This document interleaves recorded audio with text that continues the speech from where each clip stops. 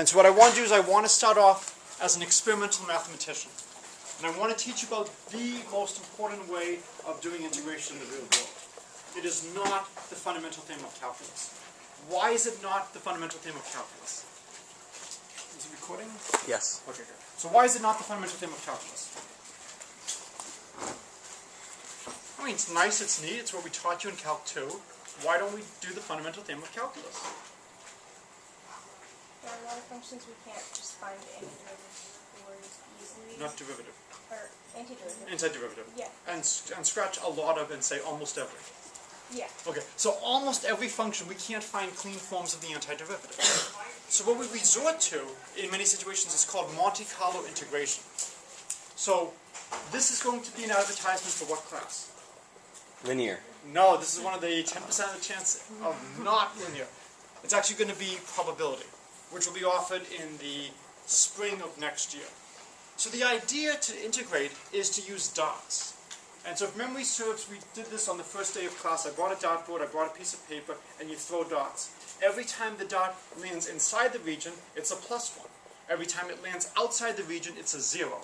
And then you just see what fraction of the dots live inside your region. And as you throw in more and more dots, if the dots are uniformly distributed, then that should be a really good approximation to the true area. This requires a couple things. It requires your area to be contained in a nice region whose area you know. Think of it as a giant square or rectangle or a box in higher dimensions. So as long as I can put my region inside a nice box, and as long as I have an easy way of telling am I inside or outside the region, I can use this to numerically integrate. There's one other thing that's important. I need to be able to choose points uniformly. And what that means is if you take any small little rectangle over here, the probability my randomly drawn dot hits that box is equal to the ratio of the area of that box to the area of the whole region. So if I have a box whose area is 1/2 the area of the whole thing, half the time I'll land in there. If it's 1/10, I'll land in there 1/10 of the time. It is not as easy as you would think to do something completely uniformly at random. Anybody ever read Wired? Magazine?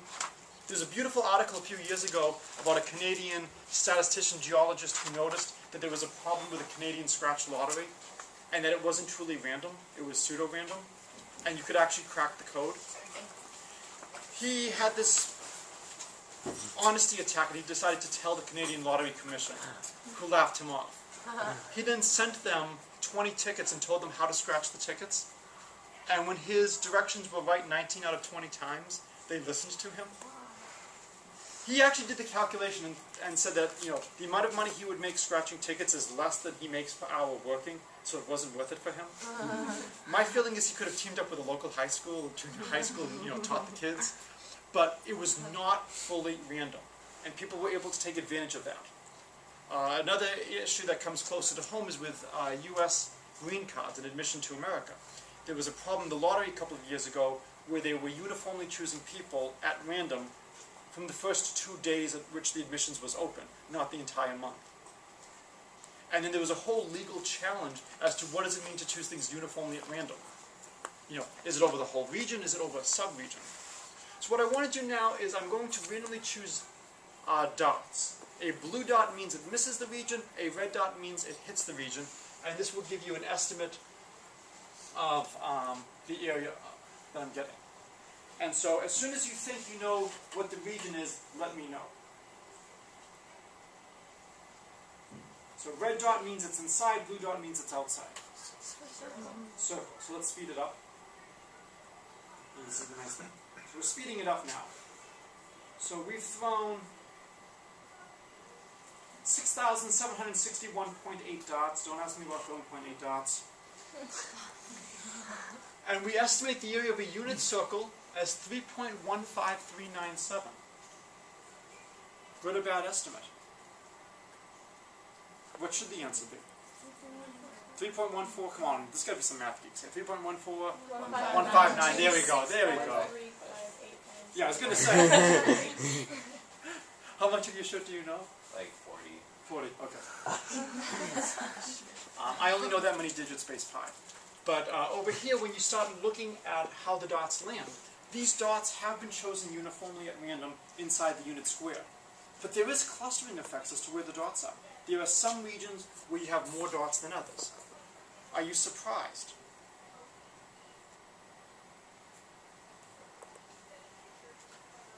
I will not ask if anybody here has ever forged lab data, but sometimes if things are too good of a fit, you should be suspicious. You should be suspicious if the points are if the points at the end look too uniformly distributed. By randomness, I should expect some areas to have more and some areas to have fewer. There's actually an improvement on how to choose the points using the Fibonacci numbers to use a quasi-random process, which actually prevents you from having small regions where you don't have points like this. But for most purposes, this is very simple and easy to implement. And it's very nice if you didn't want to add a few more points. Well, if I want to add a few more points, I just let it run a little bit longer. And so I can let it run a small amount longer, and I run too long. Okay. So now I'll go to the end. So at about 8,000 points, I'm getting pi to be about 3.156. So there's a lot of questions you could ask. What's a natural question to ask right now?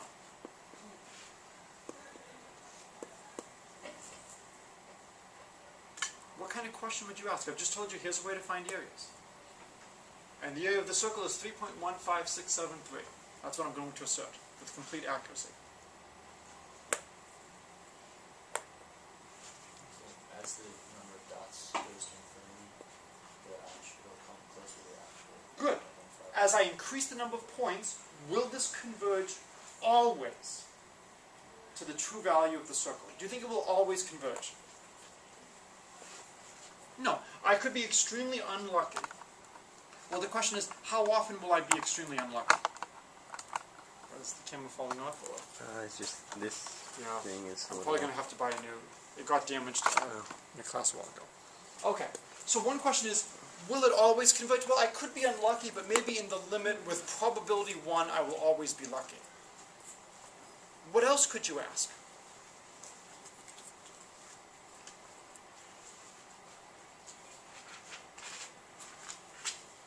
How many people have ever been in an elevator? I think I've done this example before. What should you look at whenever you enter an elevator? Weight limit. Weight limit. How accurate do you think that weight limit is?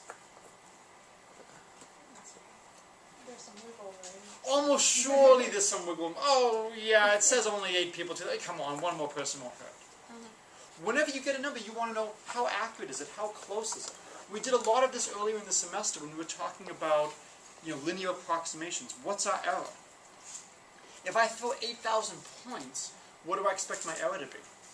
So right now I'm getting pi almost to 2 digits. I'm off in the second digit by about 1 in 100. And so, one of the natural questions to ask is, as I throw n points, roughly how much is my error? And the error is roughly 1 over square root of n. So the more points you throw, the more accurate you typically will be, but at a cost. You now have a more expensive calculation. And so if you go from 10 points to 20 points, that's a lot better than going from 100 points to 110 points. Does that make sense that a few more points in the beginning make a lot of difference, whereas a few more points in the end? Oh, no, I did laundry, so I took out all my pennies. Oh well. I can use an M and M. So heads and tails will do M and not M. Okay? Do you think this is a fair M and M and it will land on the M as often as it lands on the non-M? Eventually. Yeah. Eventually. So if I flip the M and M once, what kind of probabilities can I observe for the probability of landing on an M? 50%. I'm flipping it once. 1 and 0. 1 and 0. That's all I can observe with one flip. So if this is a fair M&M, I can't be close to it. If it's a biased M&M, high probability I won't be close to it either. I need to flip it several times before I start to get a chance of really seeing the limiting behavior. So a few more tosses in the beginning, percentage-wise, is enormous. A few more tosses at the end doesn't really make a difference. Okay. That was deliberate. Now it's going to flash out. Alright, I want to just load up one more image. Okay. Let's move this back.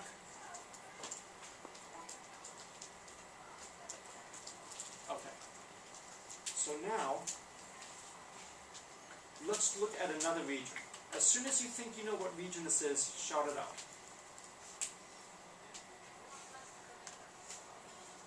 Ellipse. Okay, so I've got a couple of people saying ellipse. What do you think the values of A and B are for this ellipse? I'm sorry? I think I heard it. 1 and 2. 1 and 2. It looks a lot like the ellipse x over 1 squared plus y over 2 squared less than equal to 1.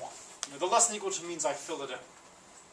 Alright, so the question is, what's the area of an ellipse with A equals 2 and B equals 1? Anybody want to make any guesses? It's okay. Anybody want to make any guesses as to what the area of the ellipse should be?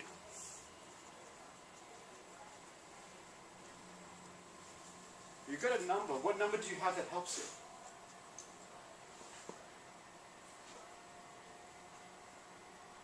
I'll let it run a little bit more. So what number are we getting for the area? Pi over 2. Ah, it's about pi over 2. So it's looking like the area of the ellipse is pretty close to pi over 2. You know, if you can memorize pi, you can get pi over 2, but it will take some calculation. So we're getting about 1.57. If you double 1.57, well, that doubles to 3.14. It's looking like pi over 2. Okay, so now what I want to do is I want to switch to the blackboard and start doing a real lecture. Okay, so it's looking like pi over 2. Okay, so area looking like pi over 2. So I want to somehow have the area as a function of A and B. And for us, A equals 2, B equals 1. Anybody have any guesses as to what the area of the ellipse should be as a function of A and B? Yes? Is the average of the area of a circle with a radius A and circle B? Okay, so guess 1 would be pi A plus B over 2 squared? Is that what you were saying for the average? I think so. Okay. No, that's not what I meant. Okay, what did you mean? I don't know what I meant. Okay. What's any other guesses? Are there any special cases, any values of A and B where you know the answer? I claim there's one case for A and B where you know the answer.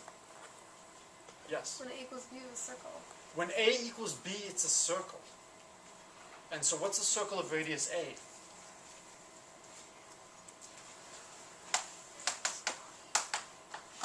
It's pi A squared. How else could I write pi A squared? I'm sorry? Yeah, I could also write that as pi AB if A equals B.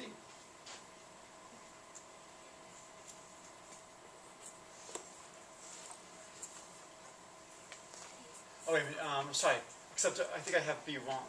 B is not 2. B was a half, not 2. Right, whoever said 2, y is going up to a half, so B is 1/2.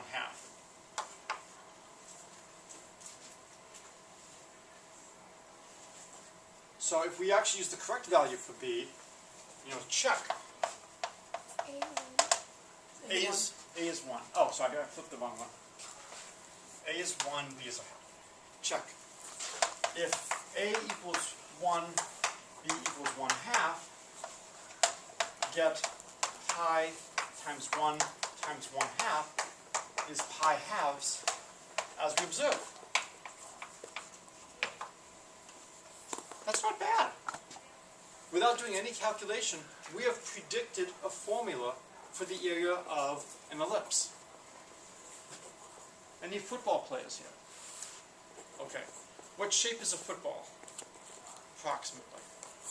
An ellipse. So an ellipse is a two-dimensional shape. So what do I do to the ellipse to get a football, roughly? Expand it. Expand it, spin it. So 3 dimensions, you get an ellipsoid. So you would get x over a squared plus y over b squared plus z over c squared is less than or equal to 1. What do you think the area, the volume of an ellipsoid is, if you had to guess?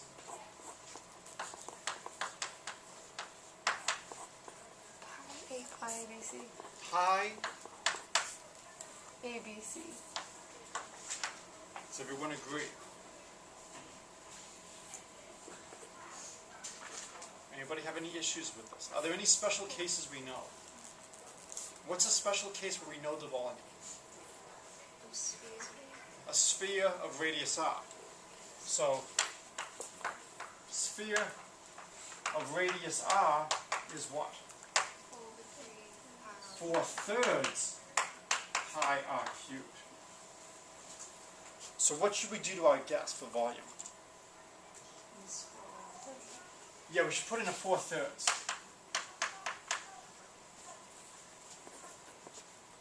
So again, this is a great way to proceed when you have something new. Ask yourself, are there some special cases I can investigate? Are there some special cases where I can get a sense of what's going on and build up some intuition?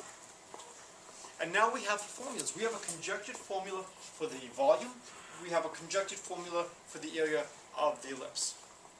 Sadly, it is very hard to write down the formulas for surface area and perimeter of the ellipsoid and the ellipse. These turn out to be very difficult integrals to do. And the reason is, when you're working in one-dimensional lower than the space you live in, the error terms become a lot trickier to deal with. You know, when you're dealing with an area in a two-dimensional space, the little bits we miss when we approximate is not a big deal. Okay. So I will prove either the area of an ellipse or the volume of an ellipsoid. The two calculations are almost identical. Does anybody have any preference? Which would you rather see the details? I'm sorry? No, sorry. Ellipsoid? All right, let's do the ellipsoid. So what we're going to do is we're going to do a very special case of the change of variables. And so the whole idea is we're trying to move up to the general version of the change of variable formula. So in this class we're going to concentrate on the big three: polar, cylindrical, spherical. You know, I've stated roughly what the formula is in general. We're not going to really use it too much. Here we actually don't need the special case. We can use the fundamental fact that mathematicians are lazy, right? We will reduce the volume of the ellipsoid to a calculation we already know. What calculation do you think we're going to reduce it to? What region do you think is similar to the ellipsoid? Parabola. Why a parabola?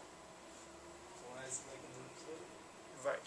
So an ellipsoid is x over a squared plus y over b squared plus z over c squared is at most 1. So a parabola or paraboloid would be z is equal to something in x squared and y squared. So a paraboloid, it's a nice object, but it's not going to be the right fit here. What does a ellipsoid look a lot like? Like a ball or sphere. The only reason it's not a ball or a sphere is that we have this disparity. The x direction, the y direction, and the z direction, they go different amounts. X goes from minus a to a, y goes from minus b to b, z goes from minus c to c. What we want to do is we want to change variables. We want to change units so that in this new space, all the different directions are the same. So we want to rescale. So the ellipsoid is x over a squared plus y over b squared plus z over c squared less than or equal to 1. So we're going to go from x, y, z to u, v, w by u is x over a. So what does dx equal? So if u is x over a, dx is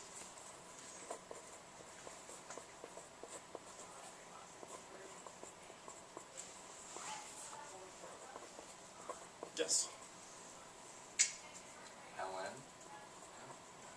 Well, a is fixed. A is a number. So u is equal to 1 over a times x, or if you want, a times u is equal to x. 1 over a. So dx is what? 1 over a. Well, I've got to have a du somehow involved. So if I write it this way, what would du equal? We'll do du first and then go to dx second. What should du equal? 1 over a dx. So think of it as, if I change x by 5, u is 1/8 of x. So if I change x by 5, I'm changing u by 5 over a. If I change x by 10, I'm changing u by 10 over a. So if I change x by a small amount dx, I change u by 1 over a times dx. Or equivalently, dx is a times du. Okay, so at this point, hopefully now it's clear. What should v be? So what would you choose for v? I'm sorry? A or B dV. What would v be? Oh, yeah. Y over b. And now you would get dy is b dv. And similarly, w would be z over c. So dz would be c dw. So what we're doing is we're doing a very nice change of variables. That to figure out what u is, I only need to know x. I don't need to know y and z. To figure out v, I only need to know y. To figure out w, I only need to know z. When you think back to polar coordinates, if I want to figure out what r is, I need x and y. If I want to figure out what x is, I need both r and theta. The change of variable formula is much more involved there, because both variables come into play. I'm just rescaling things. And so what I'm doing is I'm taking something that initially looks like this, and I'm rescaling it so it now looks like this. And so this is what it looks like in the xyz space. This is what it looks like in the uvw space. And we know how to calculate areas in the uvw space. We know how to calculate volumes in the uvw space. So fortunately, at the end of class on Friday, we talked about what is the volume of the sphere, and we ended with that calculation. So if we knew spherical coordinates, we could use that now, but there's no need. So now, the volume of the ellipsoid, so what do we get? We're going to get the integral over x over a squared plus y over b squared plus z over c squared is at most 1. What function do I integrate to get the volume?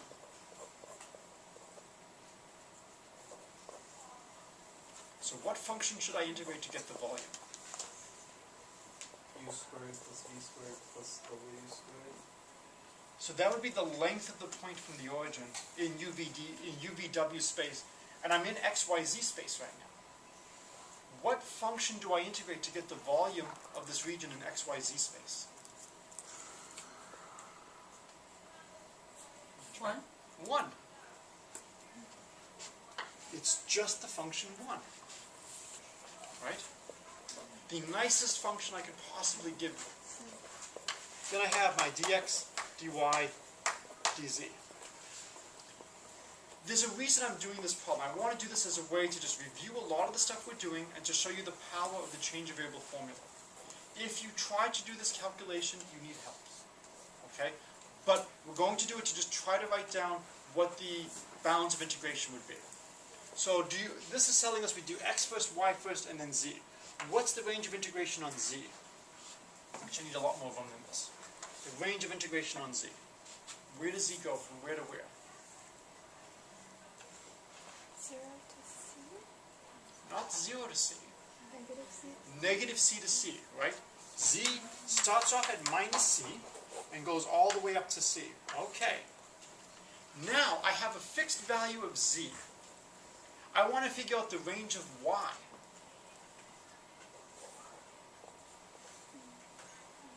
B to b. Not negative b to b. Because remember, y squared x squared plus y squared plus z squared is at most 1. So I've got a fixed value of z. I've got x over a squared plus y over b squared plus z over c squared equals 1. When I want to see the largest y could be, or the most negative y could be, what's true about the x value? It's 0. Just like to find the maximum of z and the minimum of z, we chose x and y to be 0. So if I take x to be 0, what's the range of y?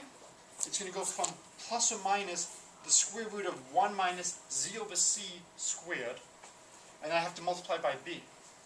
So I get y equals negative b square root of 1 minus z over c squared to positive b square root of 1 minus z over c squared. And now we need to find the range for x. I'm going to just save time and I'll just write it. It'll be negative a square root of 1 minus y over b squared minus z over c squared to a times the square root of 1 minus y over b squared plus z over c squared 1 dx dy dz. This is the calculation we need to do. Not only is the actual integration unpleasant, writing down the bounds of integration is unpleasant. Okay? And this should be a clear signal as to why we care about the change of variable formula. Right? When we did the chain rule, the chain rule was a real pain. Why did we do the chain rule? It makes a lot of the calculations better. From a theoretical point of view, we needed the chain rule. Right? No one should want to do this integration.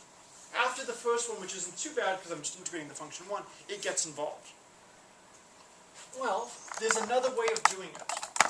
I was going to say, do you want me to... Oh, here. I'll move all the way down to here. So we have the following. The integral of 1 dx dy dz, I'm just doing a change of variables. I can take this integration and I can replace x with a times u. I can replace y with b times v. I can replace z with c times w. And so when I put in the x over a squared plus yada yada yada plus z over c squared is at most 1, this becomes the integral of u squared plus v squared plus w squared less than or equal to 1. What does the function 1 become? The function 1 becomes...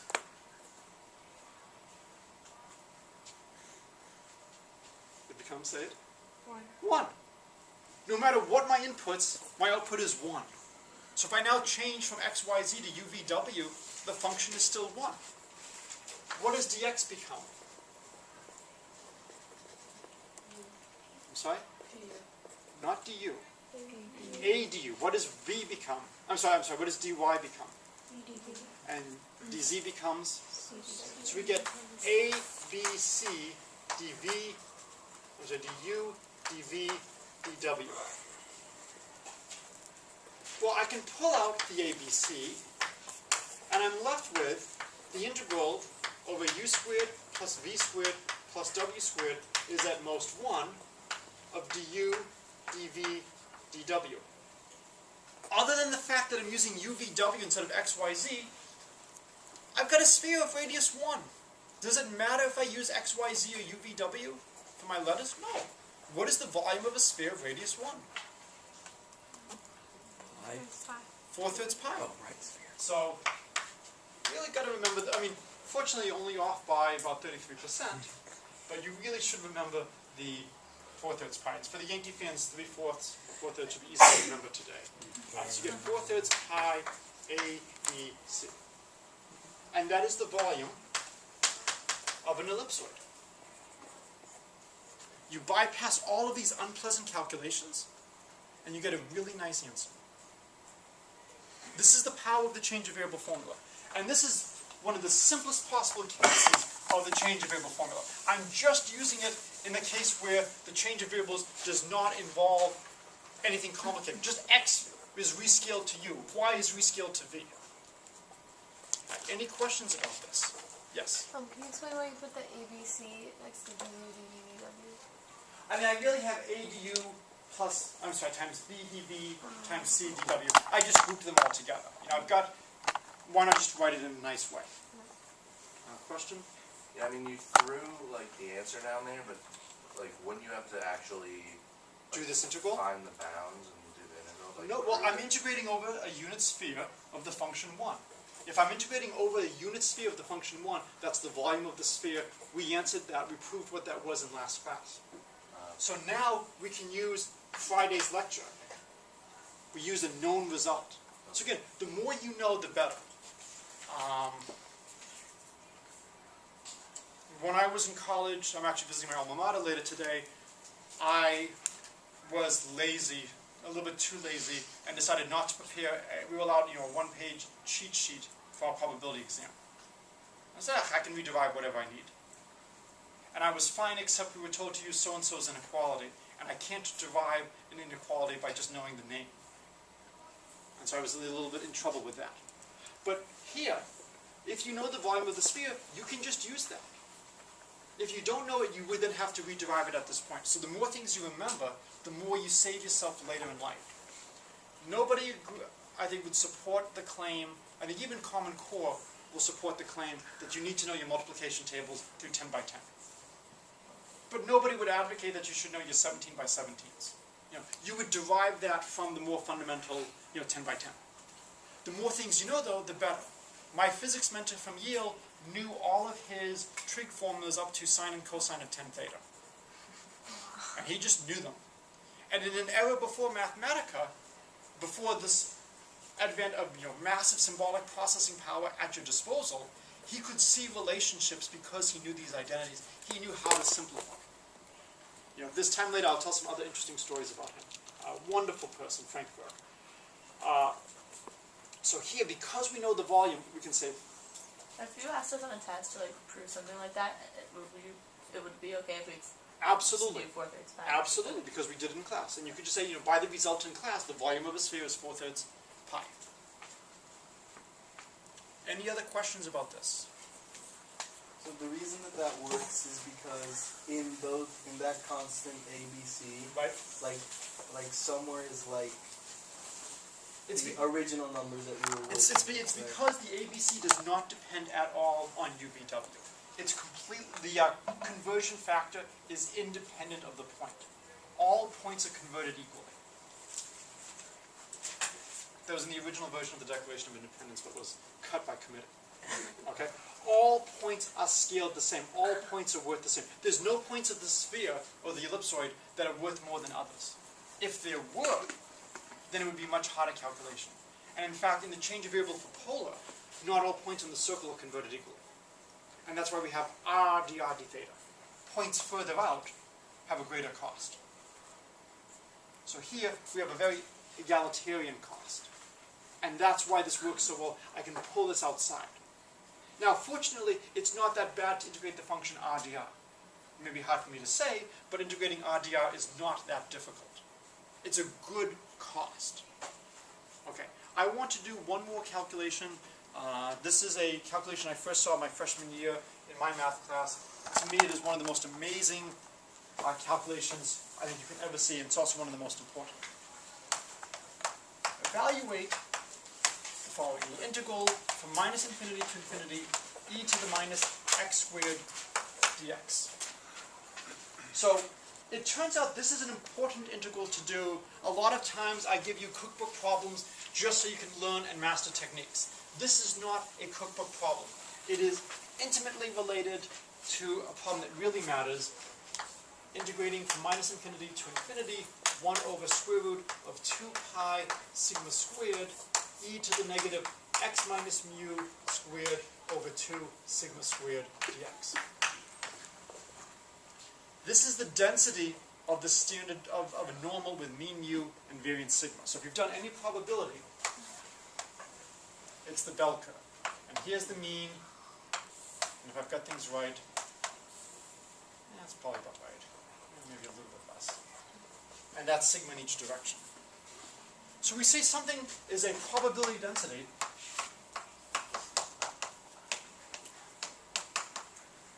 if the following is true. 1, p of x is greater than or equal to 0.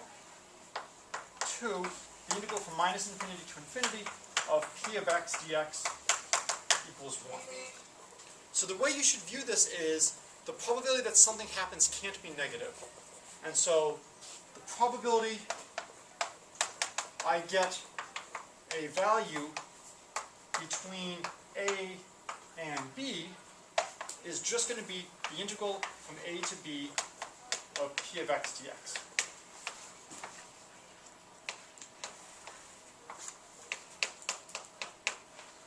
So by now you know I love the statement of the fundamental theorem of calculus. And I love what word? Area, right? You know, I'm not happy if I see a statement of the fundamental theorem of calculus without area. Why do I care about area so much? I care about area because of probability. Areas allow me to calculate probabilities of events.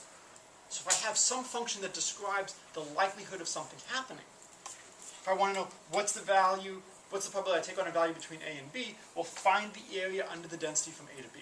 So if you continue in probability, in statistics, in physics, this becomes extremely important.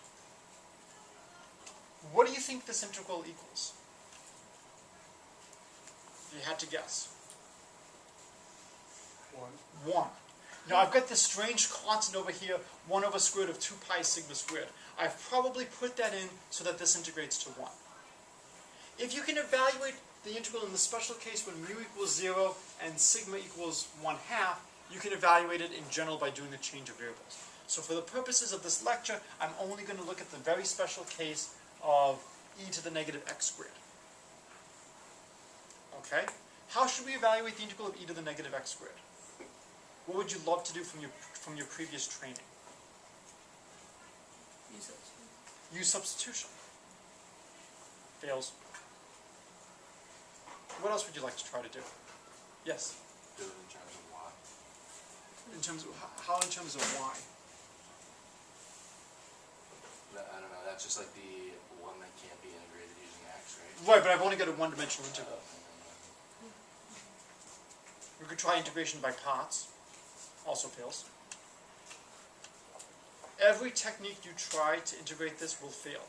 The fundamental theorem of calculus will completely fail in this case. And the reason is why. Why does the fundamental theorem of calculus fail so miserably? Not infinity, though. That's a good guess. Amazingly, the infinity is going to save us. Okay, but I can't use profane language. The fact that we have infinity is going to save us today. It's not that we have infinities. What do you need if you're going to use the fundamental theorem of calculus? The bound interval? The what? The bound interval? When we prove the fundamental theorem of calculus, we use a bounded interval. The proof can hold in general if the function decays rapidly enough. And this function decays rapidly. You know, people often use this for grading purposes. You know, there are not going to be too many people who are going to score deep into the negatives on exams or deep above 100. So the decay conditions there are fairly reasonable for a lot of things. But if you're going to use the fundamental theorem of calculus to get areas, what do you need to know? It's a continuous function. I'm sorry? That's a continuous function. That's for the proof. So again, there's a difference between what you need and what we needed for our proof. So our proof, we used the fact that we had a bounded interval, we used the function was continuous. But what key ingredient do we have? Nobody's mentioned this word yet. The antiderivative. If I'm going to use the fundamental theorem of calculus, if I don't know the antiderivative, it doesn't really do me much good. Oh, what's the integral? It's the antiderivative at infinity minus the antiderivative at negative infinity. Great. What is the antiderivative? Oh, I don't know. And if you don't want to deal with the infinity and minus infinity, you could put an a and a negative a, and then take the limit as a goes to infinity. If we don't know the antiderivative, it's useless. The fundamental theorem of calculus cannot help us. Alright? So what I'm going to do, I'm going to get rid of the probability motivation. I hope you will be sufficiently motivated. I do not believe, as some of my colleagues do, in grading on the bell curve. My brother was at Georgia Tech where they graded on this so severely, if too many people did well on an exam, they would grade downwards. And so a grade in the 90s could translate to a B or lower. My feeling is if you can all learn the material, and I don't care when you learn it, so long as it's before the end of the semester, you can all get A's. Okay?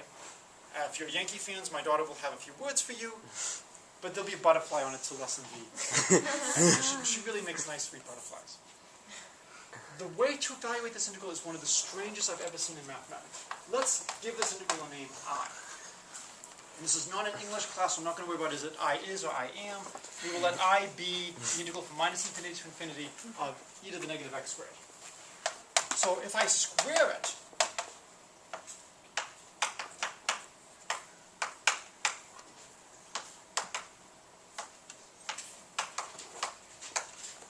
does everyone agree that this is what I get if I look at I times I?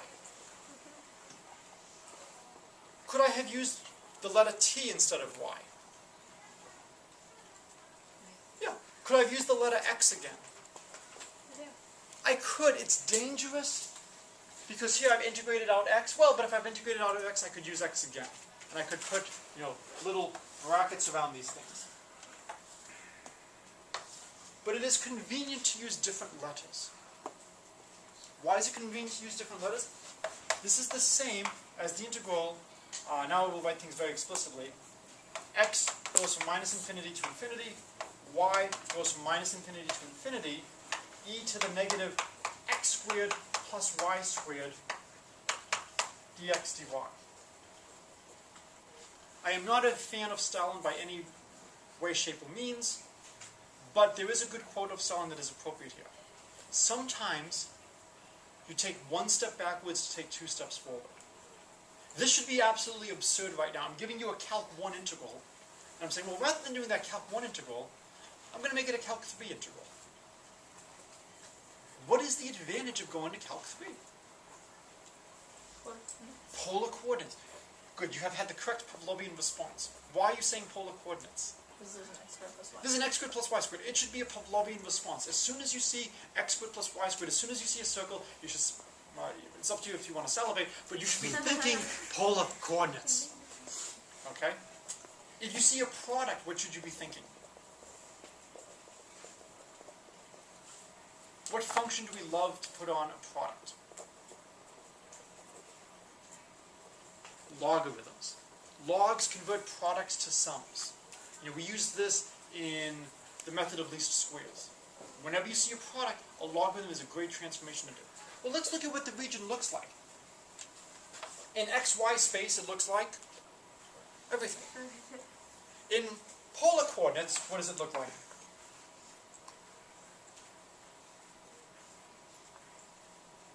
So in polar coordinates, what would the entire xy plane look like? What's the range of theta? What's the range of r? Theta is 0 to 2 pi. Theta is 0 to 2 pi, and r 0 to, not to 1, to infinity.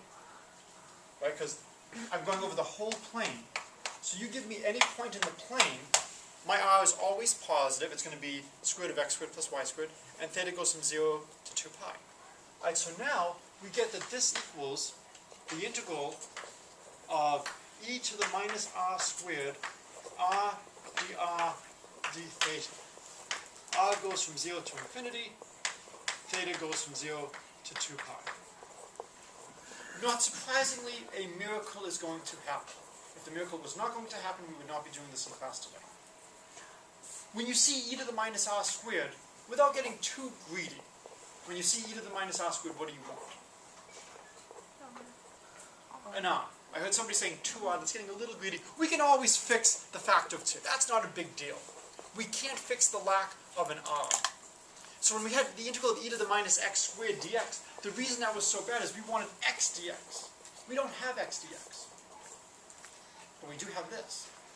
So now, I can write this as integral theta goes from 0 to 2 pi of d theta, integral r goes from 0 to infinity of e to the minus r squared negative 2r dr and negative 1r. And again, if you don't feel comfortable breaking it up like this because it's a rectangle, by all means do the r integration first and then the theta integration. What does the theta integration give me? 2 pi, I have a negative a half, so I have a negative pi so far. And now I integrate e to the minus r squared negative 2r dr. Again, if you don't want to do it this way, you can do use substitution. I will get e to the negative r squared evaluated where? 0 and infinity. Alright? When I evaluate r at infinity, what is e to the negative infinity squared? E to the negative infinity. 1 over e to the infinity squared. 0. What about e to the negative 0 squared? 1.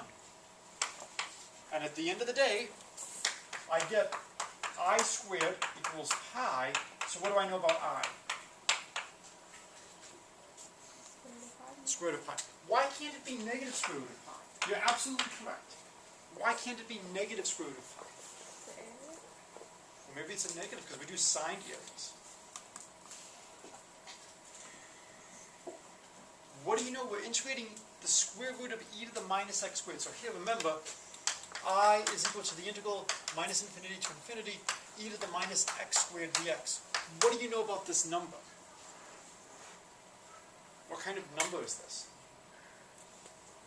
Could this number be negative? Why not?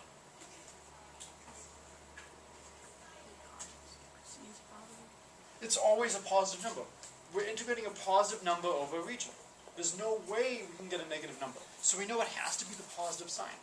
So we just found out that I is the square root of pi. Okay? So this is an extremely important calculation. Alright, so let me see how much time we have left. We have 2 minutes left. 2 minutes left. Alright, any questions about this? Alright, so for the last 2 minutes, I promised I would give you a quick comment about the key limit in trigonometry. So trig limit.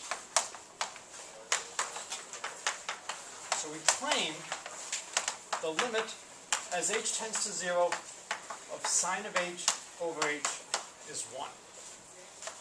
And so I'm going to just sketch it because we only have a minute.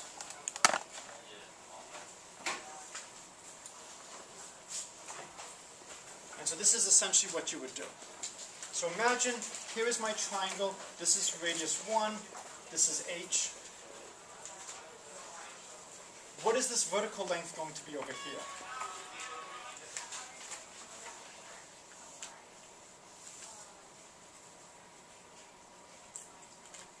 So what will this length be over here?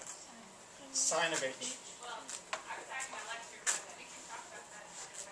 And then from what we've said over here, this arc length is going to be h. We're choosing units so that this equals h. We don't know the value of pi yet. And then this over here, this is a little bit trickier. What's that going to be? Anybody know the length of that one? What's the length of this whole base? 1. This is going to be the tangent of h. The tangent of h is opposite over adjacent is the tangent of the angle. So we get h is here, and we get this whole thing here is tangent of h. So we get sine of h less than equal to h less than equal to tangent of h. Or sine of h over h less than equal to 1 less than equal to tangent of h over h, which is going to be sine of h over h times 1 over cosine of h. So now if you take limits, the limit of sine of h over h is less than equal to 1 is less than equal to the limit of sine of h over h times the limit of 1 over cosine of h. What's the cosine of h as h goes to 0? 1. So by the squeeze theorem, that will give you the limit you need. So again, this is not the most rigorous proof, but this is a pretty good proof that this key limit is 1, and that was the limit we needed. Okay, I will be back Tuesday night, so I will not be back in time for the weekly